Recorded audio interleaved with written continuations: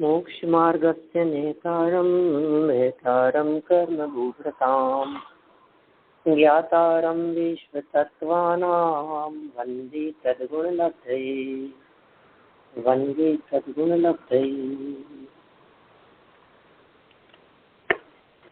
तत्वसूत्र महाशास्त्र की यह बहुत उत्कृष्ट आध्यात्मिक टीका है हमारे सामने, और इस टीका के आधार से 5वें अध्याय के 16वें सूत्र के संदर्भ में चर्चा चल रही थी।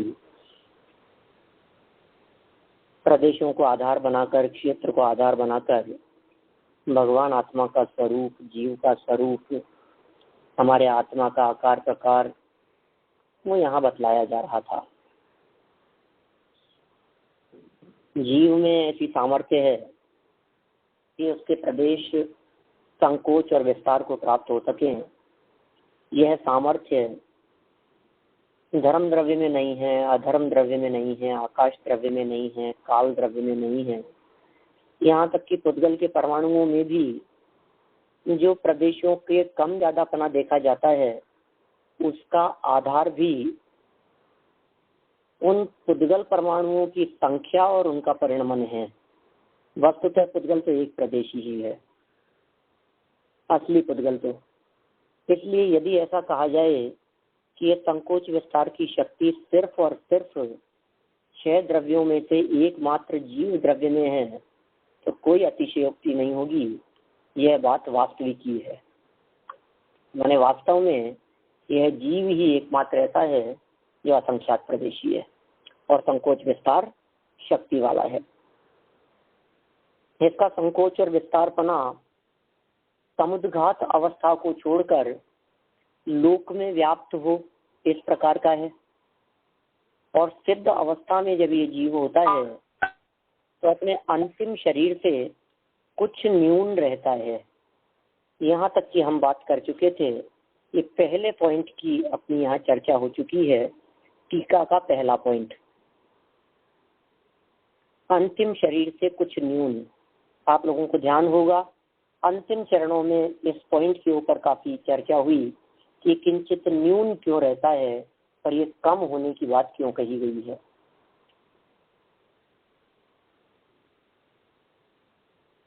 तो 2 नंबर पॉइंट देखिए, पेज नंबर 337, 337 पेज पर। बड़े से बड़ा शरीर स्वयंभू रमण समुद्र के महामत्स्य का है। ये सबसे बड़ी अवगाहना है। किसी भी संसारी जीव की अवगाहना समुद्रघात को छोड़कर शरीर प्रमाण अवगाहना इस महामत्स्य से बड़ी नहीं है। मत्स्य माने होता है मछली, मछली समझ लीजिए, बड़ी मछली, वेल मछली के अपन ने नाम सुने हैं। ये बहुत बड़ा एक महामत्स्य, मत्स्य मत्स्य जैसा महामत्स्य कितना बड़ा, जो 1000 योजन लंबा है। बहुत लंबा है, 1000 योजन लंबा। हम तो 1000 योजन की कल्पना करते हैं तो हमें ऐसे लगने लगता है ये क्या बात करें आप, 1000 योजन। पंडित जी, हाँ पंडित जी, वो योजन है, वो कौन सा योजन लेने का? प्रमाण योजन लेने का? नहीं, प्रमाण योजन नहीं है, उच्छेद योजन से होता है। क्योंकि मनुष्यों त्रियंचियों के शरीर की ऊंचाई, इनके भवनों की ऊंचाई, ये सब क्या है, छोटे योजन से है। बिल्कुल स्पष्ट उल्लेख है शास्त्रों में। मनुष्य त्रियंचियों की जो शरीर आदि की ऊंचाई आदि बतलाई जाती है योजनों वगैरह में, ये सब 4 कोस के योजन की अपेक्षा से है। लेकिन तो भी 4 कोस का योजन मतलब 4000 कोस, 4000 कोस मतलब 12000 किलोमीटर। आप सोच लीजिए 12000 किलोमीटर किसका नाम है? यहाँ से इंडिया से अमेरिका, वो भी 9-10 हजार किलोमीटर होगा करीब। आप कहाँ से कहाँ लगाएंगे आप? 12000 किलोमीटर इतनी तो लंबाई और 6000 किलोमीटर चौड़ाई और 3000 किलोमीटर मोटाई। पृथ्वी हो गया। पृथ्वी के बराबर हो गया। पृथ्वी के बराबर हो गया। ये पूरी की पूरी पृथ्वी उसके पेट में समा जाए। 12.5 लाख किलोमीटर, 12.5 लाख किलोमीटर करीब बैठता है। तो और ज्यादा होगा, 12.5 करोड़ है क्या, इतना है। भूल गया मैं, गुणा करके देख लीजिए आप, मल्टीप्लाई करके। 1000 योजन गुना 500 योजन, तो 5 लाख तो यही हो गया। तो 5 लाख को 250 से गुना करो। 1,25,000, 1250, 1.25 लाख,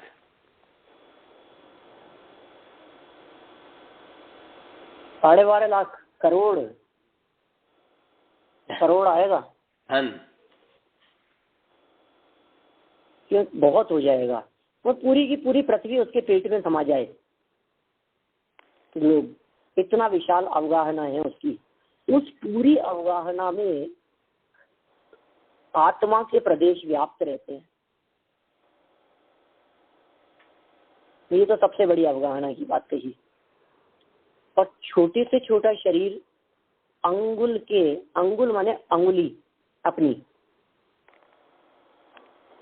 अंगुल के असंख्यातवें भाग प्रमाण, उंगली जितनी है अपनी उसके असंख्यातवें भाग प्रमाण किसका शरीर होता है कि लब्ध अपर्याप्तक सूक्ष्म निगोदिया जीव का, जो एक श्वास में 18 बार जन्म लेता है तथा मरण करता है। छोटे से छोटा शरीर किसका है और बड़े से बड़ा शरीर किसका है, ये दोनों प्रकार की बातें इन्होंने यहाँ कह दी। सूक्ष्म, उसमें भी निगोदिया, सूक्ष्म निगोदिया और लब्ध अपर्याप्तक। क्योंकि देखिए लब्धि अपर्याप्तक, अपर्याप्तक भी कह सकते हैं, लब्ध पर्याप्तक कहें, अपर्याप्तक कहें, शुद्र भव कहें, ये सब एक ही बात है, एकार्थक है। अपर्याप्तक को ही लब्ध्य पर्याप्तक कहते हैं।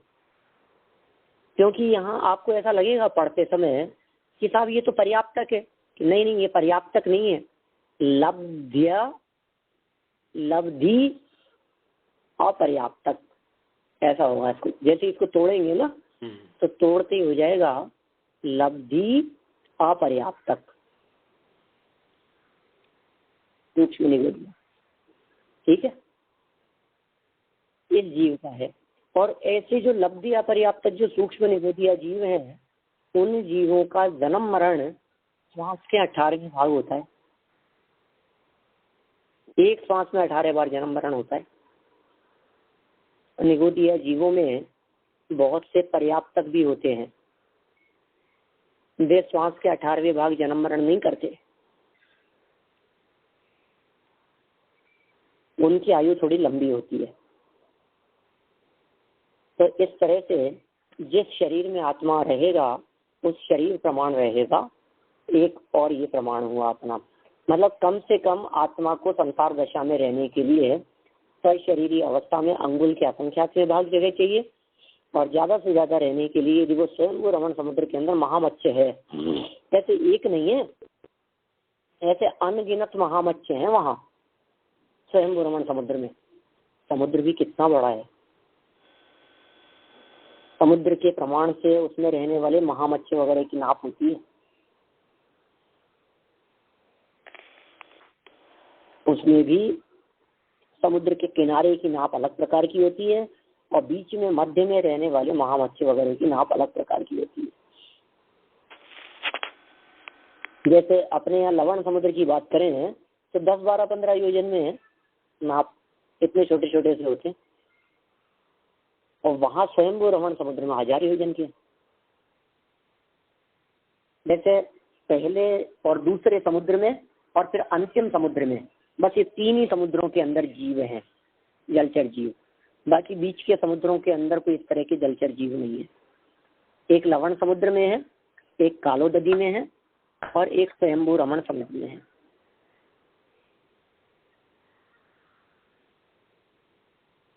ठीक है।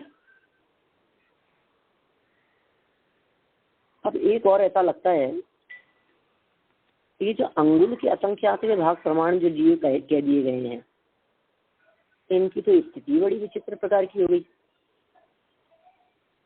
कैसी विचित्र स्थिति हो गई? अंगुल के असंख्यातवें भाग, इतना सा शरीर, तो एक उंगली प्रमाण क्षेत्र में कितने क्या असंख्यात जीव। वही अंगुल के असंख्यातवें भाग में एक जीव, यही अर्थ हुआ ना। यदि अंगुल के असंख्यातवें भाग में एक जीव है तो अंगुल जितने एरिया में कितने जीव रह सकते हैं? असंख्य, असंख्य जीव हो गए। तो पंडित जी, जीव राशि, हाँ जी, जो अनियन पोटैटो में है तो वो भी तो छोटा से छोटा शरीर, और एक शरीर में असंख्य अनंत जीव है ना, तो वो छोटा क्यों नहीं गिनने में आया? किसमें? अनियन पोटैटो, जो जमीन कंद। बिल्कुल सही कह रहे हैं आप, बिल्कुल। तो ऐसा ही है ना, वो साधारण शरीर है ना, एक निगोद शरीर के अंदर ही अनंत जीव होते हैं। हाँ, एक निगोद शरीर में एक, हाँ यहाँ अंगुल के बनाया है यहाँ पर। हाँ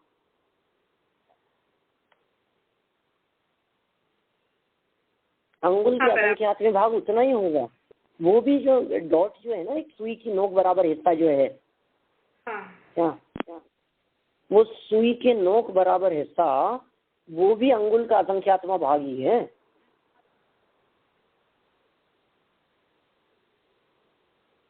अनंत जीव रहते हैं, शरीर एक है, उस एक शरीर के मालिक अनंत जीव हैं भाई, ऐसा है। सब वहीं रहते हैं, उसी क्षेत्र में रहते हैं। जीवों को रहने के लिए जगह की को घेरने की जरूरत तो होती नहीं है, ये स्थान नहीं घेरते हैं। हम लोग स्थूल औदारिक शरीर वाले हैं जो स्थान घेरते हैं। बैक्टीरियक शरीर वाले, आहारक शरीर वाले, तेजस शरीर वाले, कार्बन शरीर वाले, इन शरीरों के अंदर जगह नहीं घेरी जाती। ऐसा ही स्वरूप है इन शरीरों का। इसलिए औदारिक शरीर की व्याख्या करते हुए भी ये कहा है शास्त्रकारों ने कि उदार शरीर को औदारिक कहते हैं। उदार माने स्थूल, औदारिक कहते हैं। ये अपना औदारिक शरीर है, ये तो बहुत स्थूल है, उदार है ये शरीर। अब ये उदार शरीर जो बहुत औदारिक है, अब निगोदीय जीव का भी एक शरीर, एक निगोदीय जीव का, वो निगोदियाओं के कौन सा शरीर होता है? बैक्टीरिया का, आहारक, तेजस, कार्बन कौन सा होता है? उनके भी औदारिक ही होता है। त्रियंच गति के जीव है ना निगोदिया, उनके भी औदारिक शरीर ही है। अब औदारिक शरीर वाले त्रियंच गति के निगोदिया जीव, उनका बहुत स्थूल शरीर है। उस शरीर के आश्रय से भी अनंत निगोदिया जीव रहते हैं। क्या तो पंडित जी ऐसे? हाँ, तो जो सब अनंत जीव वो रहते हैं, तो उन लोगों को शरीर नहीं है? एक ही शरीर है, उसके मालिक अनंत है।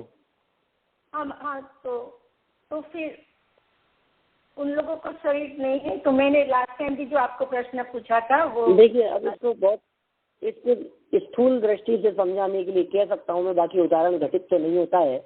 आप उसको लगाइए कि आप जिस घर में रहते हैं उस घर में कितने लोग रहते हैं।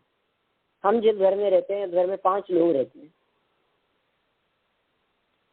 हम लोग 5 लोग रहते हैं, तो हमसे पूछा कि इस घर का मालिक कौन, तो मैंने कहा मैं। फिर दूसरे से पूछा कि इसका मालिक कौन, की मैं। फिर तीसरे से पूछा कि इसका मालिक कौन, की हम ही तो हैं। तो अब इस घर जगह उतना ही है, एरिया उतना ही है, लेकिन उतने ही एरिया के मालिक अलग अलग है ना। तो ऐसे बात करने पर तो ऐसा महसूस होता है जैसे मेरे से किसी व्यक्ति ने पूछा कि आप कितने एरिया के मालिक हैं, तो हमने ये कहा कि 366 वर्ग गज में हमारा मकान है, हम इतने एरिया के मालिक हैं, 366 वर्ग गज। फिर हमारे फादर से पूछा कि साहब आपका मकान कितना है, तो उन्होंने कहा 366 वर्ग गज। फिर और किसी से पूछा कि आपका, 366 वर्ग गज। तो अब सबका टोटल किया पांचों का, तो आता है बहुत ज्यादा, 1700-1800 वर्ग गज के आसपास। तो पूछा कि साहब ये इतना, तो नहीं, एक ही मकान के कई मालिक हैं। समझ आई बात? अब ये मैं बहुत स्थूल उदाहरण से समझा रहा हूँ, क्योंकि मेरे पास कोई ऑप्शन नहीं है उसके लिए। इसको ऐसे ही समझ सकते हैं। देखिए, प्रकाश के उदाहरण से ही समझ में आती है बात। तो प्रदेश संहार विसर्पाभ्याम प्रदीपवत जो इन्होंने शब्द दिया है, वह उससे समझ में आती है। उसी शरीर का मालिक दूसरा जीव, और उसी शरीर का मालिक दूसरा जीव, और उसी शरीर का मालिक दूसरा जीव, और कोई जीव भी उसी शरीर का मालिक है। इसी को तो साधारण कहते हैं। साधारण और प्रत्येक की व्याख्या क्या है? जहां एक शरीर का मालिक एक ही जीव हो, उसे प्रत्येक कहते हैं। और जहां एक शरीर के मालिक अनंत हो, उसे साधारण कहते हैं। जो सूक्ष्म तो पंडित जी, हम आपने लास्ट टाइम भी बताया था, वैसे ये तो आने जाने की भी व्यवस्था है ना, वहाँ वो जीव का चले जाना, फिर भी शरीर का तो वही रहना, और उसमें दूसरे आके फिर रहना। हाँ, इसकी वजह से वो इतने अनंत हम कह सकते हैं। हाँ मनीषा बहन,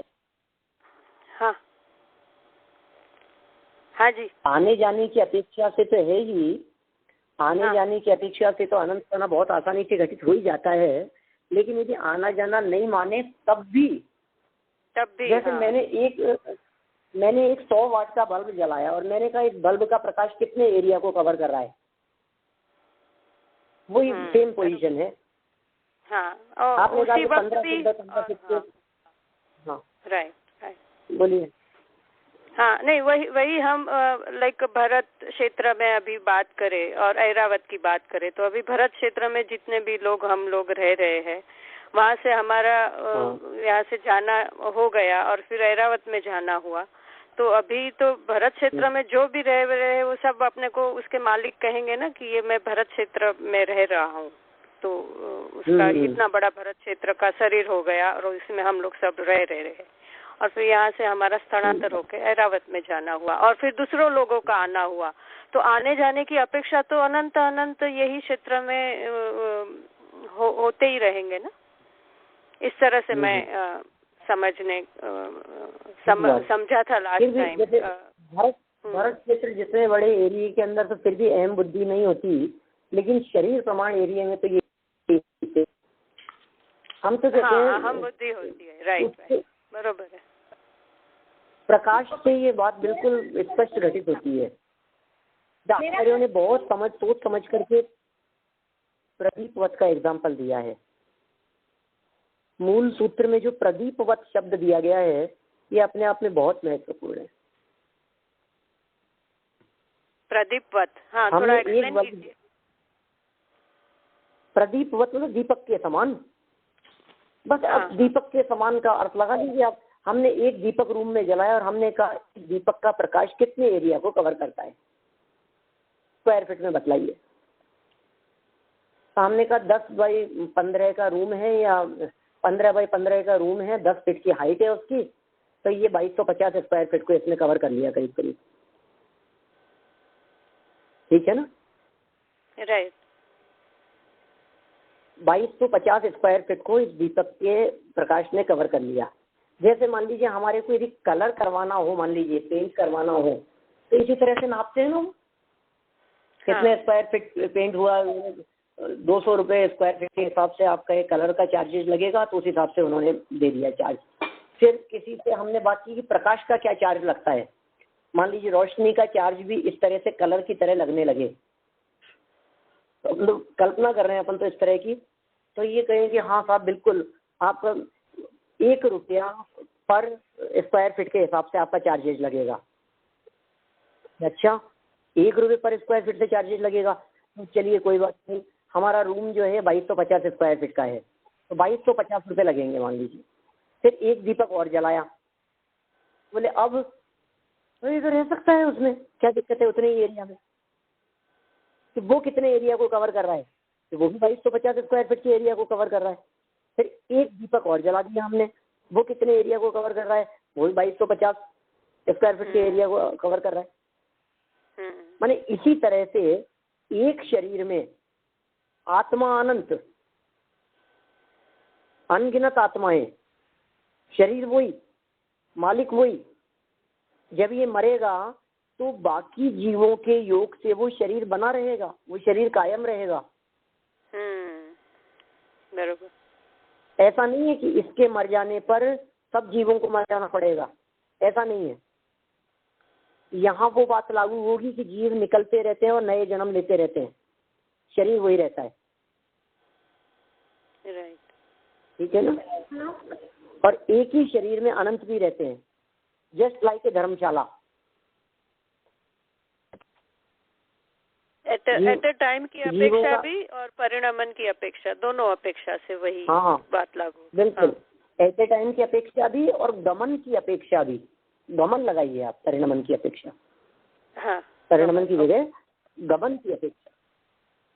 इसका एग्जाम्पल हो जाता है, ऐसा क्या दिक्कत है? और वगैरह कि कोई मतलब जहाँ की शरीर सेम रहता है और जीव निकल के मतलब निकलते रहते हैं, आते रहते हैं।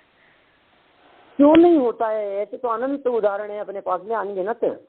आज जैसे देखिए सूर्य बिंब है, सूर्य बिंब कौन से जीव है? पृथ्वी का ही है। चंद्रमा का विमान है, कौन सा है? पृथ्वी का ही है।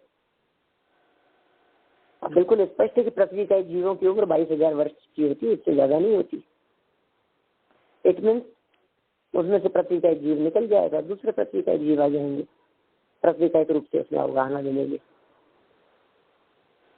ये तो मैं स्थावरों के लिए उदाहरण दिया। निगोदिया के अंदर तो अपन एग्जाम्पल कलेक्ट ही नहीं कर सकते, क्योंकि निगोदिया तो अनंत है, इनकी तो फिर भी संख्या सीमित है स्थावरों की, या असंख्यात की श्रेणी में आते हैं। निगोदिया अनंत होते हैं।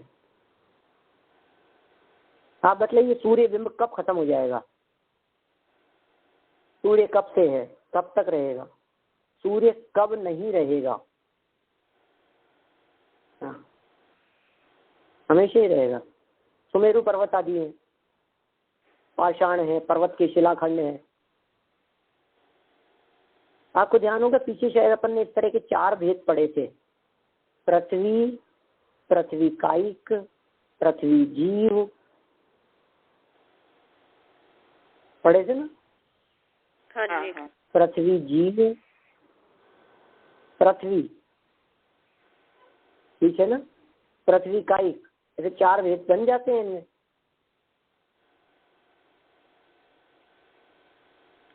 वो स्थूल और सिंगल, हाँ, हम सिंगल परमाणु और स्कंद उसके हिसाब से देख सकते हैं ना इसको। सिंगल परमाणु और स्कंद के हिसाब से नहीं, ऐसा नहीं, उसमें रहने वाले जीवों की बात कर रहा हूँ मैं तो। ओके, हाँ ठीक है, हाँ बरोबर आ गया समझ में। शरीर की बात है अभी। पृथ्वी जीव क्या चीज है और पृथ्वी काय क्या है और पृथ्वी कायिक क्या है? बताओ, पृथ्वी काय क्या चीज है? पृथ्वी कायिक तो अपन सब समझ रहे हैं। चलो, पृथ्वी कायिक क्या है? जिन जीवों के पृथ्वी कायिक नाम कर्म का उदय चल रहा है कि पृथ्वी कायिक जीव कहलाते हैं। ठीक है। अब उनमें से जब वो पृथ्वी का एक जीव आयु पूरी करके निकल गया तो अब क्या बच गया? पृथ्वी काय। पृथ्वी काय, हाँ, पृथ्वी काय तो निकल गया है ना पंडित जी? हाँ, वो काय पुद्गल है, बिल्कुल। हाँ, तो बेसिक वो पृथ्वी काय पुद्गल है। हुई जीव और पुद्गल, हालांकि वो डिस्क्राइब करने के हम लिए उस जीव को हम पृथ्वी कायिक जीव कह रहे हैं। अभी तीसरा स्टेप देखिए प्रभावन, तीसरा स्टेप देखिए आगे। तीसरी चीज है पृथ्वी जीव। कोई जीव कहीं दूसरे स्थान पर आयु पूरी करके मरण करके उसी पृथ्वी रूपी पुद्गल स्कंद में आकर के जन्म लेने वाला है। वो पृथ्वी जीव कहलाता है। इसका मतलब पृथ्वी तो वही रही, उसमें एक जीव आया, वो मर के जीव निकल गया, वो पुद्गल यूं का यूं रह गया, फिर दूसरा जीव आया। हाँ। तो अब आप बताइए, जो पहला जीव था उसको आप पृथ्वी कायिक बोल रहे हैं, वो निकल के कोई और कायिक में चला गया तो ठीक है। अब वो जो चौथी चीज बता रहे हैं वो नहीं समझ आई। कौन सी? नहीं, आपने कहा तो पृथ्वी काय और कायिक में क्या फर्क है? कायिक मतलब तो वो नामकरण पृथ्वी कायिक का लेके आया, पर वो जीव को हम पृथ्वी कायिक बोल रहे हैं। और पृथ्वी काय किसको कह रहे हैं? उस पुद्गल को। काय तो शरीर को कह रहे हैं, काय मतलब होता है शरीर। मतलब बेसिक में तो पुद्गल और जीव दो ही हुए, और पृथ्वी कायिक उसी जीव को कहा और पृथ्वी काय उसी पुद्गल को कहा, ठीक है ना? हाँ भाई, जीव और पुद्गल की तो चर्चा है, तीसरा तो द्रव्य कौन सा आएगा यहाँ? उन्हीं के तो नामकरण है अलग अलग, लेकिन एक जो जीव उसमें रह रहा है, आयु को भोग रहा है, वो है। दूसरा उस जीव के निकल जाने के बाद में खाली पुद्गल पिंड जो रह गया है, वो है। और तीसरा जो जीव कहीं से मरकर रास्ते में अभी गमन कर रहा है उसमें जन्म लेने के लिए, उस जीव को कहेंगे पृथ्वी जीव।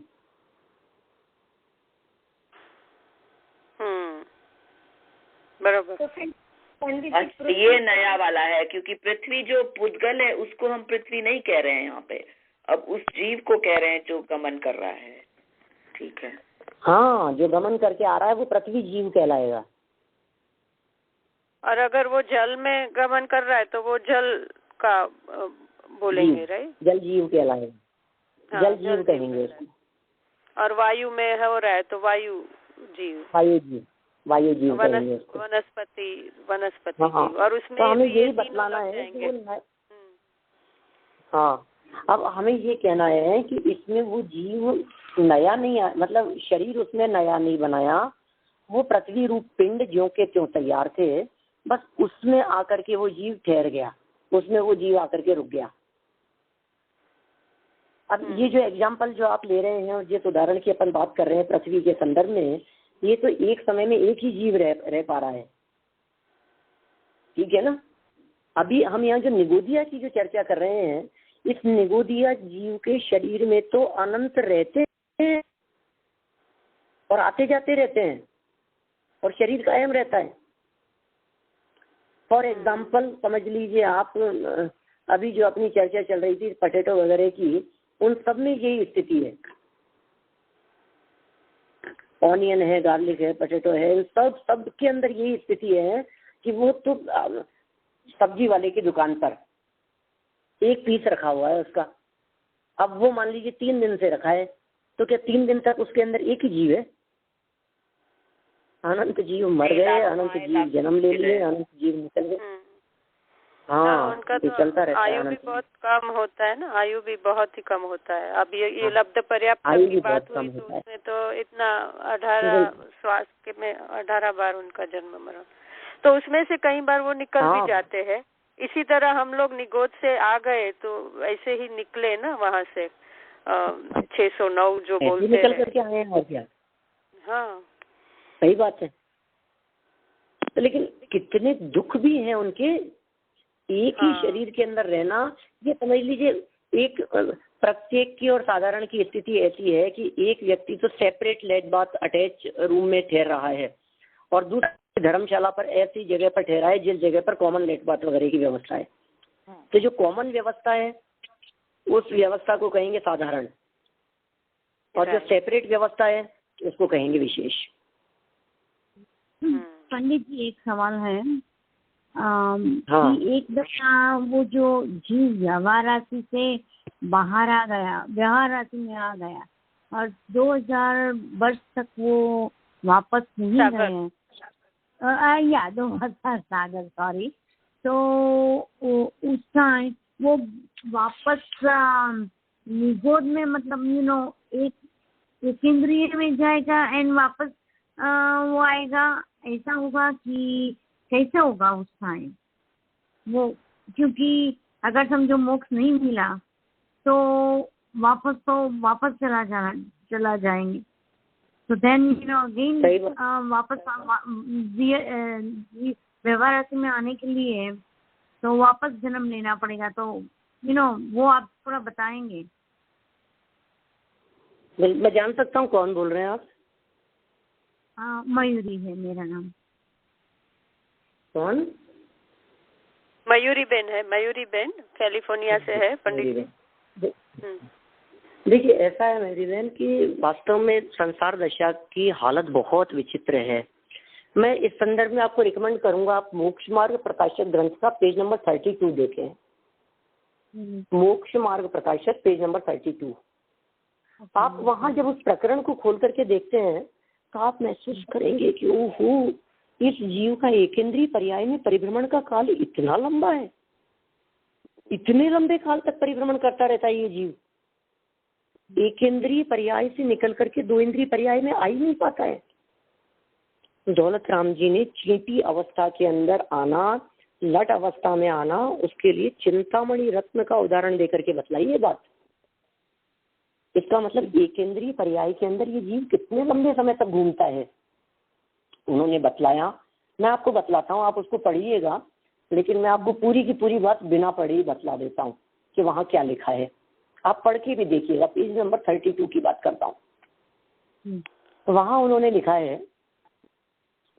कि एकेंद्रीय में इतर निगोद एक तरफ और दूसरी तरफ पृथ्वी कायिक, जल कायिक, अग्नि कायिक, वायु कायिक और प्रत्येक वनस्पति। दो टुकड़े कर दिए अपन ने, एकेंद्रीय जीवों के दो टुकड़े कर दिए। बहुत आसानी से समझ में आएगी अभी आपको बात, जब आप वहां से पढ़ेंगे तो आपको और अच्छे से समझ में आएगी। समझने के बाद में देखिए क्या कहा, एकेंद्रीय जीवों को दो भागों में बांट दिया अपन ने।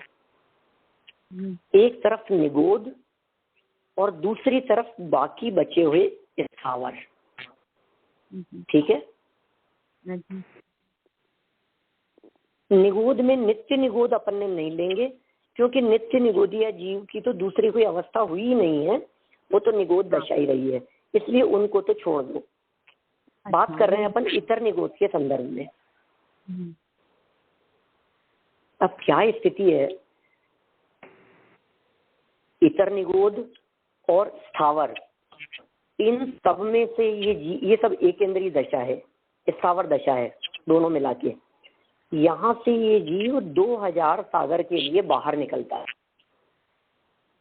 आपको कहीं भी कोई बात नहीं समझ में आए ना, आप बिल्कुल मेरे को रोक सकते हैं, पूछ सकते हैं। जहाँ नहीं समझ में आए आप बिल्कुल स्पष्ट कहिए, रुकिए, आगे नहीं बढ़ेंगे। पंडित जी दोबारा समझाइए। हाँ पंडित जी, 2000 सागर सब, ये नियम सबको लागू नहीं पड़ता ने? सबके लिए है, सबको लागू नहीं पड़ता मतलब सब त्रस्त जीवों के लिए, जो जितना इतर निगोद से जितने निकले वो इतना त्रस्त में आए तो इतना काल उसको वहाँ। सुनिए तो सही, ये तो उत्कृष्ट काल है भाई। हाँ, सबको लागू नहीं पड़ता का मतलब जो रहना चाहे वो रह सकता है। रहना चाहेगा मतलब जिसका उदय जैसा होगा, जिसके भवितव्यता जैसी होगी। मैक्सिमम काल है 2000 सागर का। एकेंद्रीय पर्याय से बाहर निकलकर त्रस पर्याय में कोई जीव आया तो उसका उत्कृष्ट काल कितना है? 2000 सागर। साधिक 2000 सागर, साधिक शब्द का प्रयोग किया है, कुछ अधिक 2000 सागर। अब उसमें तो सारी आ जाएगी, तिर्यंची दशा, देव दशा, नारकी, मनुष्य, सब त्रस में आ जाएंगे। अब यदि इसकी एक त्रस पर्याय पूरी हो गई, इसने आत्म कल्याण नहीं किया, सम्यक दर्शन की प्राप्ति नहीं करी, मोक्ष की प्राप्ति नहीं करी, निर्वाण नहीं हुआ, तो ये वापस चला जाएगा एकेंद्रीय में। कितने काल रहेगा एकेंद्रीय में बता सकते हैं आप? वहां लिखा है, ऐसा लिखा है, एकेंद्रीय जीवों में परिभ्रमण करने का, इतर निगोद में परिभ्रमण करने का उत्कृष्ट काल 2.5 पुद्गल परावर्तन है। समझ नहीं आया। 2.5 पुद्गल परावर्तन। अच्छा, 2.5 परावर्तन। अब पुद्गल परावर्तन कितना बड़ा होता है ये रहने ही दो आप। पुद्गल परावर्तन के संदर्भ में आप मोक्ष मार्ग प्रकाशक ग्रंथ का पेज नंबर 63 63 पेज की पहली लाइन पढ़ लीजिएगा, मोक्ष मार्ग प्रकाशक के। हिंदी ग्रंथ की बात कर रहा हूँ, गुजराती में पेज नंबर संभवतः हो सकता है अलग हो। 63 पेज पर पहली लाइन में लिखा है, पुद्गल परावर्तन का काल इतना बड़ा काल जानना कि जिसके अनंत में भाग में अनंत सागर बीत जाते हैं। 63 पेज, फर्स्ट पैराग्राफ। आप तो पंडित जी उसको एक ही शब्द में अनंत बोल सकते हैं ना? अनंत काल होता है, कह सकते हैं ऐसा भी अनंत काल होता है, लेकिन उसका भाव भाषण कराने के लिए कहा अनंत में भाग में भी अनंत सागर। चलिए खैर कोई बात नहीं। ऐसे कितने पुद्गल परावर्तन? 2.5 पुद्गल परावर्तन इस जीव ने पूरे किए। उत्कृष्ट काल इतर निगोद का, वहां से निकल करके बाहर आया पृथ्वी कायिक में। अब पृथ्वी कायिक में आ गया तो अब यहाँ से तो त्रस बन जाएगा ना कि नहीं, तो जल कायिक, अग्नि कायिक वगैरह में चला गया, वायु कायिक में, वनस्पति कायिक में चला गया, घूमता फिरता रहा कितने लंबे काल तक। अदर स्थावर्ष में परिभ्रमण का मैक्सिमम काल, वहीं की बात कर रहा हूँ, पेज नंबर 32 की। वहां लिखा है इनका उत्कृष्ट काल असंख्यात कल्प काल है। स्थावरों में, पृथ्वी जल अग्नि वायु में असंख्यात कल्प काल। वो क्या होता है? एक कल्प काल 20 कोड़ा कोड़ी सागर का होता है।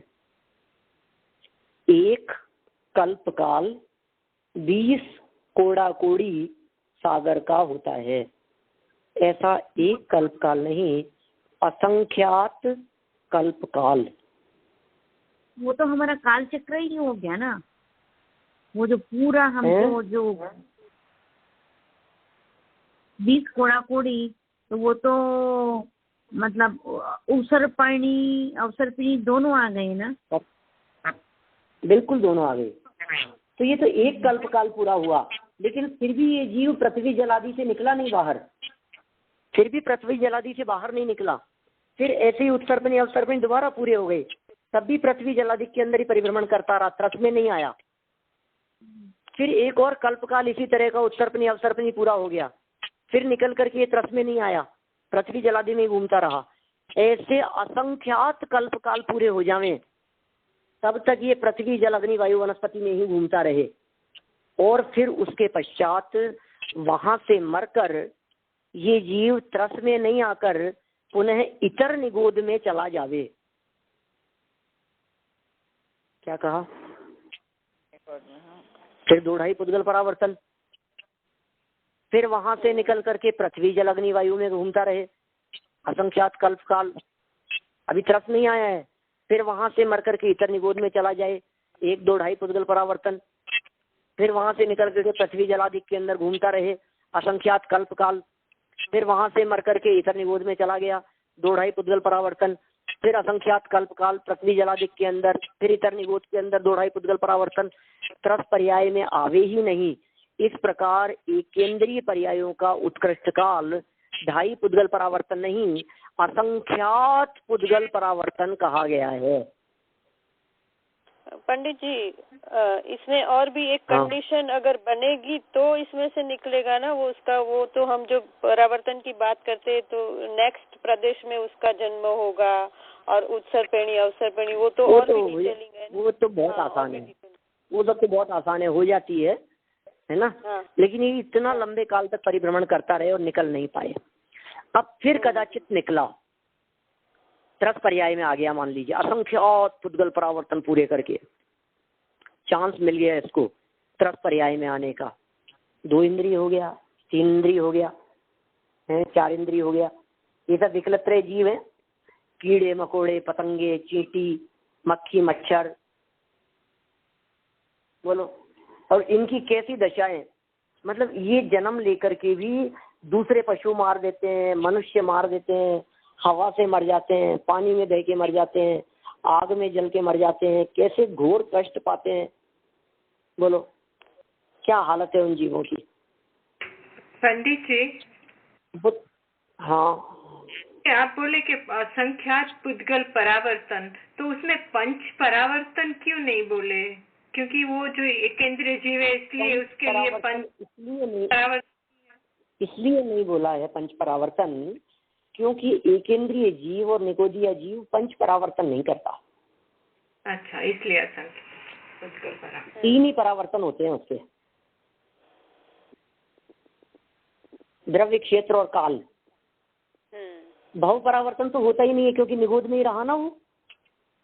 हाँ जी। जब दूसरी पर्याय ही उसने धारण नहीं करी तो भाव परावर्तन कैसे होगा? और दूसरी गतियों में जन्म, और जब दूसरी गतियों में जन्म मरण करने रूपी उसके भाव ही नहीं हुए तो भाव परावर्तन कैसे होगा? हाँ जी, बराबर है ना। बहुत बहुत लंबा काल है जी, बहुत दुर्लभता से हमारे को ये मनुष्य पर्याय की प्राप्ति हो गई है। बहुत बहुत कठिन है सच में। वे सब जो अनंत ऐसे जीव हैं जो निकलते ही नहीं हैं, कहाँ रहते हैं वे सब? सब वातावरण में है, हमारे घर में, हमारे आसपास में, हमारे सब तरफ व्याप्त हैं, फैले पसरे हुए हैं। निकल करके तरस पर्याय में भी आ गया, और फिर भी 2000 सागर का काल पूरा करे कोई जरूरी नहीं है। वापस एकेंद्रीय में चला जाए तो क्या होगा? छोटे छोटे से जीव, मतलब यदि विकलत्रय जीवों के दुखों की यदि बात करें तो बहुत दुख है भाई विकलत्रय जीवों में। विकलत्रय जीवों की तो ऐसी दुर्दशा क्योंकि वो दिखती है, एकेंद्रीय जीवों की दुर्दशा अपने को दिखती नहीं है। पैनी पंचेंद्रीय जीवों के कष्ट भी दिखते हैं, लेकिन विकलत्रयों के दुख, आग में जल गया पतंगा, पानी के अंदर बह गया, बहा दिए गए, बड़े बड़े पशुओं के माध्यम से खाए गए हैं। ये चिड़िया वगैरह ऐसे जो होते हैं ना, ये खा जाती है, लटों को खा जाती है, चींटों को खा जाती है, इनको खा जाती है। भूख रहती है, प्यास रहती है, बरसात होती है, आग से जलने लगते हैं, दीपक की लौ में जलने लगते हैं।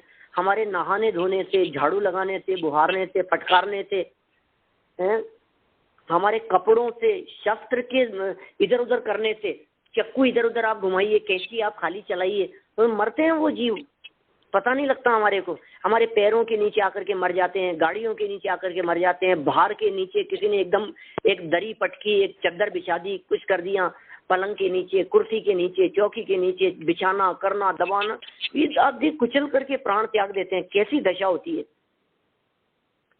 और बहुत सारे निर्दयी मनुष्य उनको मार देते हैं, पानी में डाल देंगे। कई ऐसे मधुमक्खियों के छत्तों को आग लगा दी, मच्छरों को हाथों से मार दिया, करंट लगा दिया, ऐसे ऐसे वो एक नेट मशीन जैसी आती है उससे मार दिया।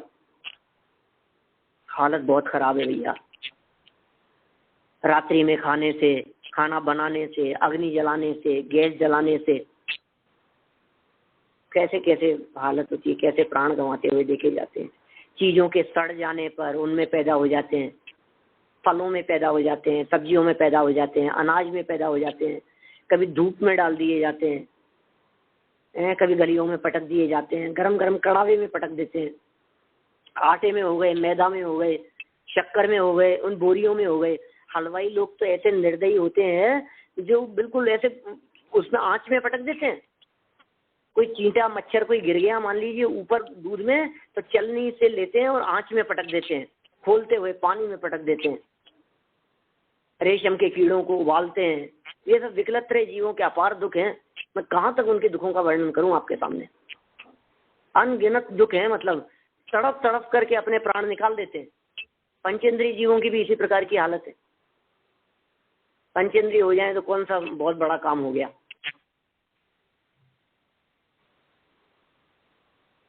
बहुत दर्दनाक दशा है। कुल मिलाकर के बात यह है, अनंत काल हमने उन दुखों को भोग करके बिताया है, और अब ये मनुष्य शरीर प्राप्त हो गया है, जिनवाणी सुनने का अवसर मिल गया है, ये तत्व ज्ञान मिल गया है हमारे को। तो फिर भी यदि हम नहीं संभले तो वो तो घोर अपार अनंत दुख हैं, जिनको सहन करना, बर्दाश्त करना, भोगना, भुगतना, ये चलता रहेगा भैया, ये चलता रहेगा।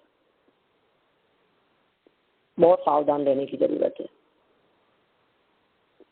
एक निगोद शरीर में एते जीव बखान, 3 लोक के सिद्ध सब, तीन काल के सिद्ध सब एक अंश परमाणु। ये निगोद जाने की भावना उन जीवों की दिखती है जो साथ साथ जन्म मरण की भावना बातें हैं। साथ साथ में जन्म मरण करने की जितनी भावना है ना, वो सब निगोद ले जाने वाली भावना है, क्योंकि वही एकमात्र ऐसी दशा है यहाँ साथ साथ में जन्म मरण होता है, बाकी तो और कहीं होता नहीं है।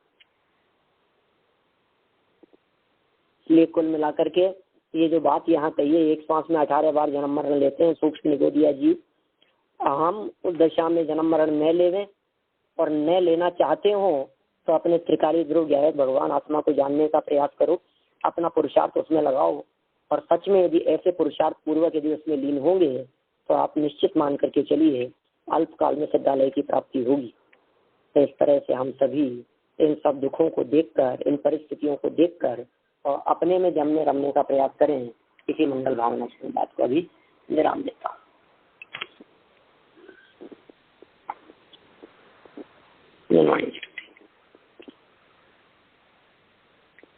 या वाणी के ज्ञान ते सूझे लोकालोक, सो वाणी मस्तक नमो सदा देत हूँ ढोक, सदा देत हूँ ढोक। 9 बाणों का मंत्र।